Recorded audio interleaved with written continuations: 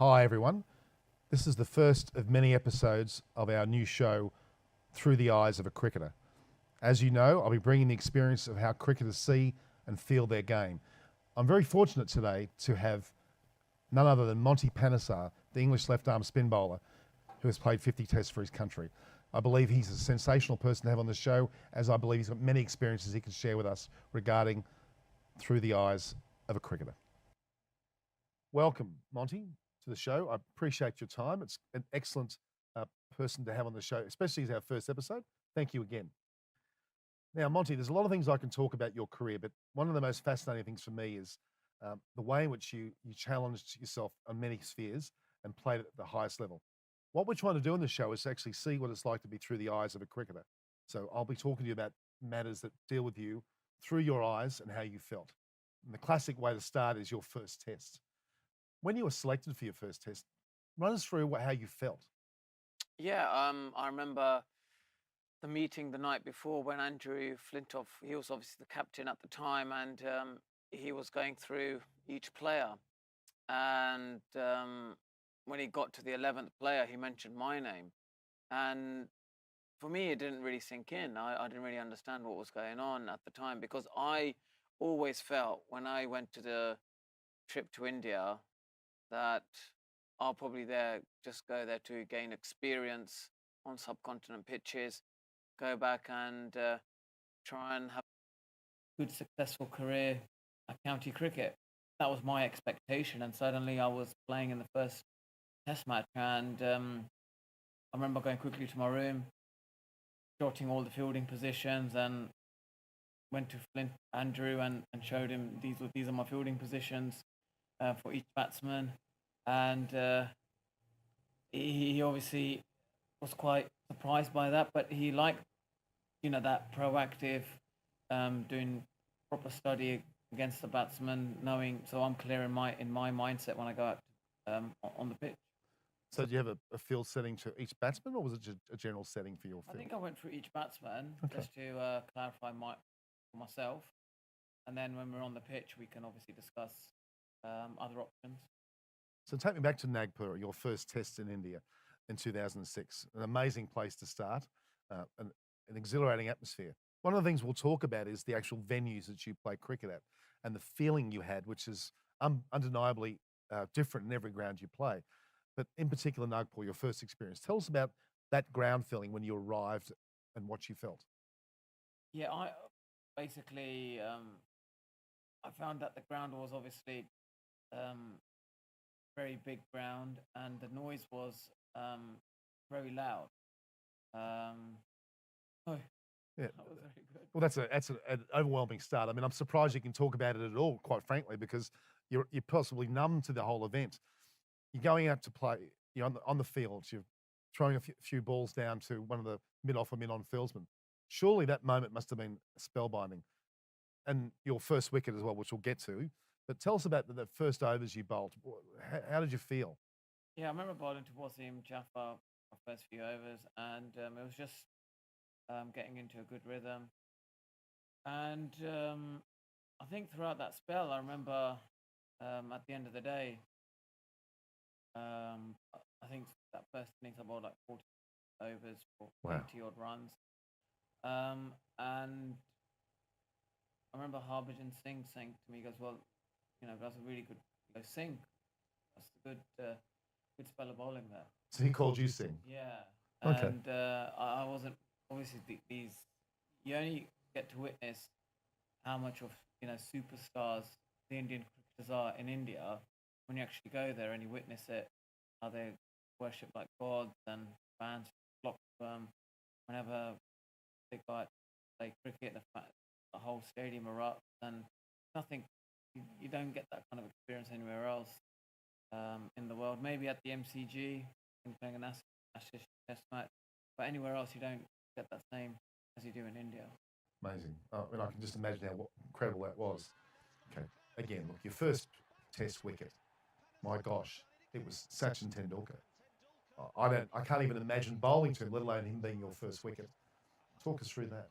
Yeah, that was the second day when I bowled in the morning, and was again just finding my rhythm, finding my groove, trying to bowl tight lines. I remember Sachin, it was a good length ball, and he drove a couple and hit him to the boundary, and just his balance up the crease and the way he just got to the ball and he read the length so well. It was amazing. It was amazing just to get that opportunity and to bowl to someone that great. Normally, when I bowl in England, that sort of length is just defended or inside edge. I tend to get a wicket, but just the way he picked the length was that was a difference I found between him and other batters I bowled to. And then that one ball just skid on and it hit his pad, and I appealed, and obviously Alimdar gave the wicket, and I think that's when that celebration started. When I ran towards point, and all the fielders were catching me. It was it was amazing experience. That's actually become your signature celebration, hasn't it? You're Yeah, renowned for that. exactly. That because he's always been my hero. I remember when I was 10, I would get up in the morning, watch the '92 World Cup, watch the '96 World Cup, and followed his development and his progress as an international cricketer, and how he became a dominant figure amongst world cricket, and then have that opportunity to be on the same field as him. It sometimes can be, for me, I was a little bit starstruck. But as a player, I think if I was advising young players now, I would say don't try and be starstruck by the by your heroes. I think you just got to compete with them. I think when I first made my debut, I was probably a little bit overawed by the occasion and the superstars that were playing in the Indian team at that time. It's interesting because I've spoken to Monty off camera before about what is, to me, an impressive component of your career. Maybe not so much in the early stages, but now you've helped the Australian team immensely recently with the likes of Stephen O'Keefe and Matt Renshaw in Brisbane here in Australia. And that to me impresses me no end. And again, the concept of through the eyes of a cricketer is exactly that. Being able to impress upon a Steve O'Keefe or a not your Monty Panesar, but a Matt Renshaw as to what they believe they should be feeling at that moment, and through their eyes, what they should be feeling and doing. Now, you've clearly impacted both of those players. They're playing fantastically in India, not in the recent time. They're two players that have grown another arm and leg in playing. And in Steve O'Keefe's example, he's bowled so well. Run us through that. I think there's a lot more than just simply playing in you. You're a particularly good coach and mentor. Would you like to talk about that? Yeah, well, I think what really helped with my coaching is I did the level 2, and then I did the level 3 coaching badges back home, ECB coaching badges. And the biggest thing I found was through coaching is actually getting to know the player and spending time with them, really get to know who they are as people, what their activities are like off the field, what they're like on the field, what kind of foods do they like, what hobbies do they have. Because I remember when I was at Campbelltown and Camden, and I did the under 16s Green Shield. I was a coach for that, and also the under 21s, and I was coaching some of the youngsters. And one week they were like really playing really well, doing everything really good, and then the following week they didn't do the same drills as well. And I kind of obviously came up to the player and said, like, what's happening here? How comes you're not bowling the same way? And he was saying to me, I'm really nervous about my driving test. I've Right. actually got a driving test coming up next week, and I'm thinking about that. Am I going to pass? And am I going to not? And I know it's very trivial. It's very small talk, but it's actually getting to know the person, knowing, right, there's a driving test coming up next week, or someone's got an exam, or someone's worried, someone's had a really bad argument with a girlfriend, or they're tense about their own performances. Once you get to know players, it's easier to coach them and easier to exchange information. I find it very difficult when I don't know someone that well and I talk about cricket, but I don't know what's going through their mind. They could be having a lot of things that's in their mind, and then that information doesn't resonate as well. It's amazing. It really is relevant to what we're talking about here through the eyes of a cricketer. Again, they could play well one week and not the next, but it's more than just what we see on the surface that's driving that change in performance, isn't it? What you've said there. It's very, very relevant points. And I wonder how many coaches actually go that length that you're describing. Well, this is my personal experience, and I've always found with all the great coaches that I've worked with, and I've been very lucky with, they've all said you've got to coach your way, and what makes it easier for you to coach. And like sometimes you do really hard, intense training, and then that same player would perform really well, but then in a match situation he'll freeze. Okay. All right. I want to take you back to one of your dismissals. We've briefly talked about the Tendulkar dismissal. You've talked about getting an LBW, which was an amazing feeling, the way you reacted. Another classic dismissal for me was Inzamam Al-Haq. Now, you know the one I'm talking about, of course, don't you? Well, we've got it on film here to show you. Tell us about that. Run us through that reaction. It was quite hilarious. Yeah, I was obviously quite surprised how he managed to lose his balance and hit the wicket. I'm sure he's done that a few times, or that was just a one-off. But yeah, hit wicket. It's been a lot of people talk about that wicket. Did you have a chat to Inzamam post-match or any of the matches post that to talk about that? He's actually is a very funny character, Yeah. and he's got a great delivery in terms of how to be funny and the timing of his jokes, and he's just he doesn't say much, but he says enough, and you always find it very funny. He's got a great sense of humour, and he's a great personality. He certainly is.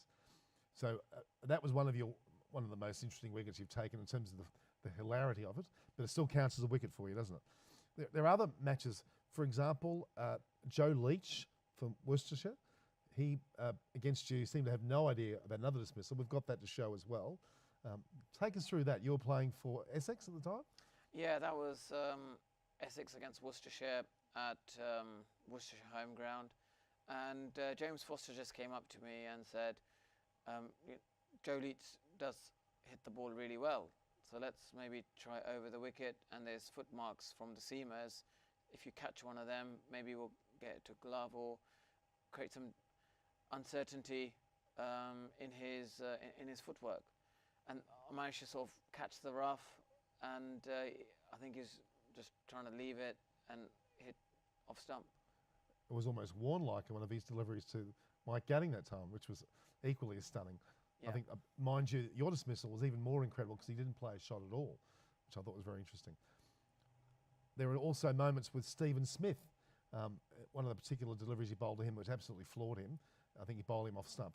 Do you remember that delivery that you bowled that time? Yeah, I do, and that footage I always show to young spinners or batters that I coach, because we talk about footwork, we talk about where the ball is delivered, and the distance between the bat and where the ball delivers. And in that dismissal, you see Steve Smith's feet at the crease, and where my ball pitched was a good length ball. So the distance between where the ball pitched and his bat is at its greatest. So that gives me time for the ball to spin and pass his bat. But currently, when you look at how subcontinent players play, they actually get their feet towards the ball and where the ball pitches, so the bat and the ball has shorter distance, and therefore it's difficult to beat the bat, and that's where it imposes challenges for me to create uncertainty in their footwork, because eventually what I want is the batsman playing from the crease, so then it gives me the most amount of distance for the ball to turn and beat the bat. That's very insightful. I'm very impressed with that. It makes a lot of sense. I'm wondering whether our viewers have had that experience themselves with that type of delivery. I'm certainly now thinking that way when I go to bat next, which won't be at a very high level, by the way. But anyway, another thing, that, again, Matt Renshaw, did you bring that up with Matt Renshaw recently? Was that something you talked to him about, the length between his feet and the bat? Matt Renshaw was more worried about Ajay Jadeja, Ravinder Jadeja, Yep. Than Ashwin, because I think with Ashwin he felt ball turning away, he could give himself room and play with his hands. He finds it more dangerous because Ravinder Jadeja drifts the ball in and spins it in and bowls tight lines. You never see him drift the ball away. He always bowls tight lines, so he's always making you play. So what one adjustment we made was we got his back foot to, it was quite parallel at the crease. We turned it a little bit, and that opened up his hips. So when the ball was turning into him, he could able to then transfer that ball into mid-wicket area, into square leg area, much more easier. But when his hips were closed, then that ball would turn, and he would find it difficult to maneuver the ball into the mid-wicket square leg region, and that's where the inside edges come into short leg. And by opening up the hips, that then takes away the short leg guy, and he can actually transfer his weight into that area. That's that's very relevant. I mean, most batsmen don't do that. They have their feet square on rather than front on. Excellent. Very so good just a slight adjustment. Oh, certainly a significant adjustment, I would Yeah. argue. Okay, back to your career. Now, you've played 50 tests for England, and by no means are you over. As far as I'm concerned, and as far as I think the English selectors are concerned, they're knocking on your door very shortly for another tour, hopefully to a country like Sri Lanka, as you've suggested. What do you see? Most cricketers, to me, they want to finish on a high point at the end of a career and go out with a crescendo like a Warne did when he finished his Test career. You've got a lot left in you. What do you see through your eyes as a cricketer? What do you see in your future now? What are you visioning in terms of playing again for England? I think my first aim is, obviously, when I go back to England, I need to get myself a county and then resume my first-class career. That's the first aim, and then once that starts happening, then hopefully I'm able to put in some good performances, show that I'm bowling like I used to, and then the ambition is still there to play cricket for England and hopefully make another comeback. Obviously, as the older you get, it does get difficult, but You're only 34. Yeah, 34. So Adam Voe just started past that age, his first Test match. So yeah, exactly. you've got a lot in front of you, I think, especially as a spinner. Look at Bradley Hogg, of course. He's played well into his 40s, hasn't he? Yeah. So these type of players motivate me, knowing that that they can do it. So hopefully I can do it as well. Fantastic. Just on the topic of a Bradley Hogg, he's playing a lot of Big Bash here in Australia, the obvious chances of IPL. What's your thoughts on that shorter form of the game? Through your eyes as a cricketer, would you look forward to that more in the future? Are you interested in playing more of that shorter form? Yeah, I would love to play T20 and one-day cricket. I want to develop my white ball cricket and learn how to be effective in one-days and T20. So that's something I still want to get involved and play more cricket. It was interesting because they showed Rangan Nehera the other day, now as the leading left-arm wicket taker, I think, in the world. I think he's just surpassed, was it Vittori? I think it was Vittori. In your case, your name came on that list immediately, and I remember seeing that with 147 wickets. To me, you've got a long way to go, and you've got a long career ahead of you, and you could easily go well and truly into the numbers that the likes of Rangan Nehera have done. Yeah, I would love if that happened. If that happened, maybe we can revisit and have an interview like this. Absolutely. I think we're going to have you more often on this series, as a matter of fact, not just with these episodes, but into the future. Certainly is my thoughts as well. Okay, another aspect. I've just noticed your shirt. You've got crossover symmetry there. Tell us about that, if you don't mind. Yeah, crossover symmetry is a rehab shoulder exercise program, which I was fortunate enough to get involved with to help rehab of my shoulder. Errol Olcott, who's been the physio over the last 20 years for Australia, he's been treating my shoulder, and he introduced me to crossover symmetry, which our rehab was shoulder strength exercises for baseball pitchers, and now it's been introduced into cricket with rehab, and it's really helped with my shoulder. I was obviously really worried when I came here in October, not knowing will I get my shoulder ever fixed, but Errol Olcott and crossover symmetry has really helped me to get my shoulder strong again, and I'm obviously confident that I'm able to hopefully resume my first-class career when I go back to England. Well, it's a great point. I mean, again, through the eyes of a cricketer, in my opinion, the tragedy or the frustration of an injury can devastate you in a major way. Now, you spent 12 months, didn't you, on the sidelines with this injury?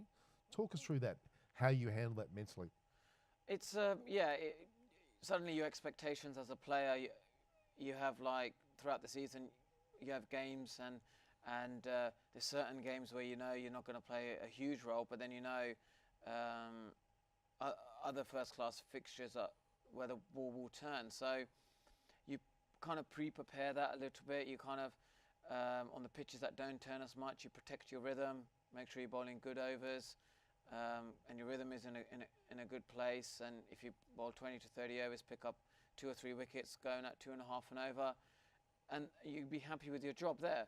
And then you get on a turning track because of the good rhythm that you've created from the previous games. Then you just hit your straps and you get your fifers, and you build on that. But when you have an injury, you don't think like that. Yeah. You suddenly just think, how's my next training session going to go? How's my shoulder going to go? When I'm going to play my next game? How is my rhythm? And the body starts changing as well. The body becomes cricket fit when you're playing cricket day in, day out. Suddenly the body becomes slightly not as cricket fit. You don't spend that time on the field that you need, like 90 overs in the day. That type of fitness is really important. So that's why my coach at Northant said you should come to Australia, play a whole season here, work on your shoulder, get the match fitness as well as cricket fitness, and then hopefully when you come back to England, you'll be in a better place to resume your first-class career. Along with your time at Campbelltown, Camden Ghosts. Yeah. And that would have helped you a great deal of exposure there. And you took 6 wickets recently, didn't you, as well? Yeah, so I played 10 games and I took 8 wickets, and then obviously in the one day I took 6. So I guess finally I turned up, which was last game of the season for Campbelltown and Camden. So they were obviously very relieved that I was managed to show some form that I used to bowl like I back in the old days. So hopefully, I feel pretty confident at the moment, and I like to carry that when I get back to England. Again, I can't say enough about Monty's life. He's obviously been a very good cricketer, but I think there's a lot more to that you than just a cricketer. I mean, the so-called following you've had in England and the likes of Australia has been phenomenal.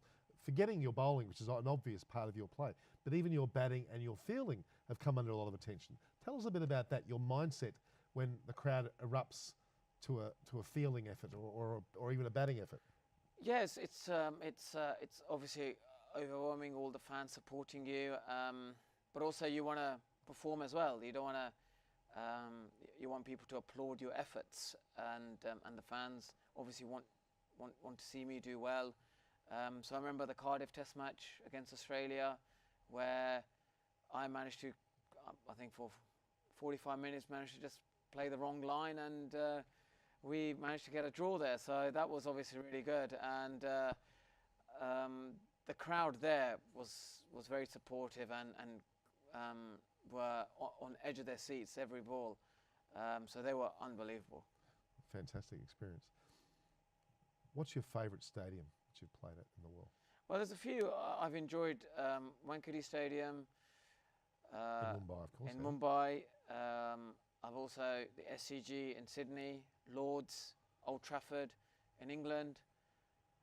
So these are my favourite stadiums. We were talking off air about through the eyes of a cricketer and the idea of how different grounds have different effects on you. And you weren't able to give an answer so easily. It's something that's a different thought process, isn't it, to talk about what you've experienced going on the ground, the smell, the feel. Can you elaborate a bit more on that side of it? Take, for example, a Nagpur or an Indian pitch? Yeah. So Nagpur, I went practice session, and it just felt normal, like normal cricket ground. And then on the match day when we went there was all the Indian cuisines outside, and I got very hungry because of the smell of the food. And I obviously wanted to eat some, because my family always say the best food in India is actually the food out on the streets that they make. So my attention went there when I should be focusing on the test match. I can assure you, if that was me, I'd certainly be. My attention would be on the food as well. Monty, another question that I'd like to ask you is around the Pakistan Super League, which you've been a part of in some form. Actually, were you invited to play? Yeah, there was a ICA, which is a cricket agent in England, who I think manages Misbah and Syed Ajmal. They asked me, like, would you want to play in the final? And I was saying, Well, PSL have done remarkably well to get that final at Lahore, and I said, Pakistan Zindabad. Well, to me, again, the PSL is a very, it's exciting to see cricket back in Pakistan, namely Lahore, at a final. That to me is extremely exciting. They deserve to have more cricket. Despite the fact that the games were played in Dubai initially, the final was Lahore. I can see development there in the future. What are your thoughts on that development for Pakistan? That's brilliant. We must say, you know, PSL Zindabad, Lahore Zindabad, and Pakistan Zindabad. There you have it. I think that's a fantastic way to summarise that. Again, Pakistan are amazing the way they've been able to play generally away from their home ground, which is a travesty to their fans, without a doubt. To me, they've been playing in Dubai or Sharjah. That to me is great grounds, but that's not where they should be playing.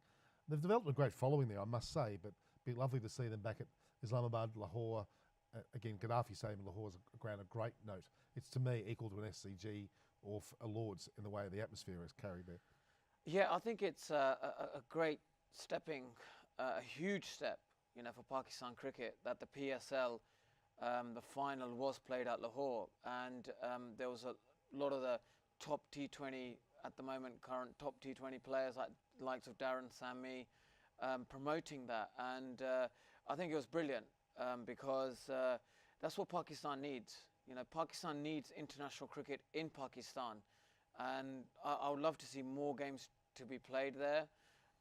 Even Marlon Samuel said that it was his second home. I even saw some footage of Viv Richards, I think it was his birthday, celebrated in Pakistan, and it was just great to see. It was humbling that cricketers are loved all over the world and they should be exposed to that country. It's a travesty. It should be more often played. Yeah, Pakistan, you know, needs cricket, international cricket in Pakistan, and the fans of Pakistani fans, they have been deprived of international cricket in Pakistan. So hopefully more cricket can be played in the future, and I think this is a huge step for the future of international cricket being played in Pakistan, because the PSL is a great concept, you know, that the Pakistani board has created, and getting all the top international sports people, T20 players playing in Dubai, Sharjah, Abu Dhabi, and then the final in Lahore. You know, what a brilliant stepping stone for the PSL and for Pakistani cricket. Absolutely. We've got it here. I think that we'll see Monty not only play for England again, but he'll be dabbling in the PSL and even the CPL and BBL in the future. Yeah, I would love to play in the PSL and get involved in the CPL and all the other T20 leagues. I would love to, you know, play T20 cricket around the world. We might have to call you Monty Hogg, perhaps, a combination of Brad Hogg and yourself, in terms of when you're in your 40s. Yeah, or maybe Monty the Turbinator. Exactly. There you have as well. Thanks for your time, Monty. I really appreciate it. You've been a wonderful guest. Our first guest on Through the Eyes of a Cricketer.